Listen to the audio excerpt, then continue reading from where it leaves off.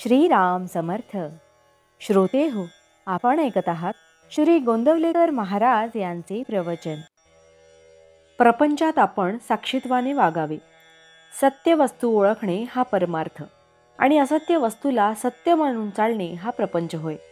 आपल्याला वस्तू दिसते ती खरी असेलच असे नाही, पण ती मुळीच नाही असे मात्र नाही. ती काहीतरी आहे.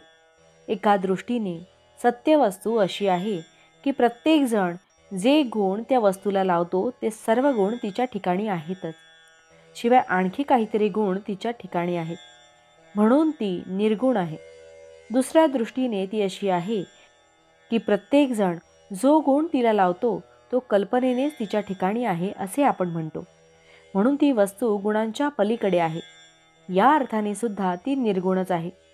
जशी आपल्या देहाची रचना तशीच सर्व सृष्टीची रचना आहे. देहामधले पंचकोश सृष्टीमध्ये देखील आहेत. फरक एवढाच की देहामध्ये ते मूर्त आहेत तर सृष्टीमध्ये ते अमूर्त स्वरूपात आहेत.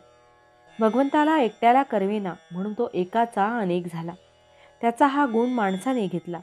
आपण हौसेसाठी आपला व्याप वाढवतो, पण फरक हा की भगवंताने व्याप वाढवला तरी त्यामध्ये तो साक्षीत्वाने राहिला आणि आपण मात्र व्यापामध्ये सापडलो. भगवंत सुखदुःखाच्या पलीकडे राहिला, पण आपण मात्र दुःखात राहिलो.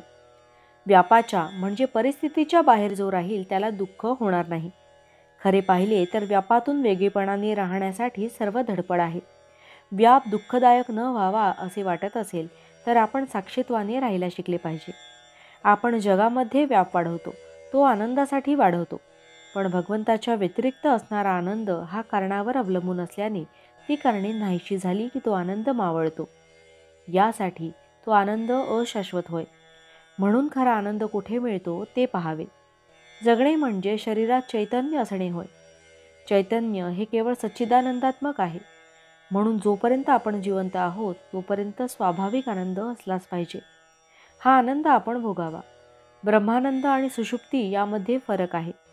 ब्रह्मानंद हा आहेपणाने आहे, तर सुषुप्तीचा आनंद हा नाहीपणाने आहे.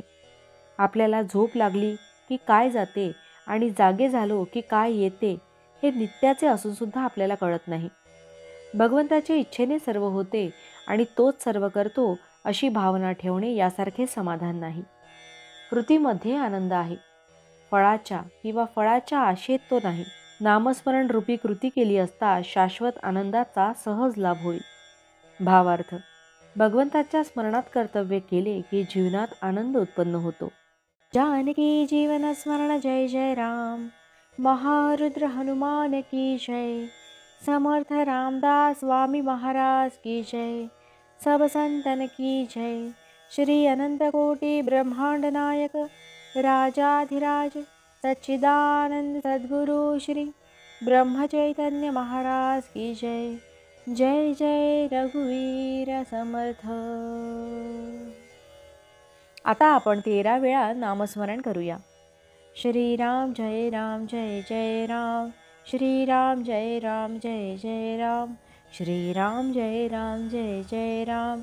श्रीराम जय राम जय जय राम. श्रीराम जय राम जय जय राम. श्रीराम जय राम जय जय राम.